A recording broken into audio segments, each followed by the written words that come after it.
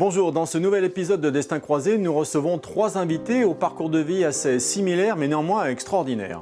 On peut dire un appel, une vocation qui me rassure en me disant peut-être tu ne seras pas aimé mais tu vas aimer les autres. Je sais que c'était quelque chose qui s'est gesté en moi depuis des années. C'était dans un grand effondrement dans mon esprit. Et là, pour moi, c'est une révélation. Parce que je me prenais pour la victime. Je me disais, je me suis trompé. J'ai 28 ans, je croyais tout détenir, et en fin de compte, rien du tout.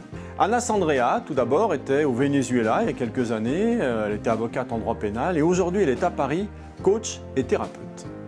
Gérard Grenet, lui aussi dans ses jeunes années, était ambitieux et c'est bien. Il a créé une entreprise dans la communication, ça marchait très bien. Et puis, il y a une trentaine d'années, des événements de vie l'ont amené sur une autre voie et aujourd'hui, et depuis longtemps, il est chaman, mais un chaman particulier, un chaman urbain.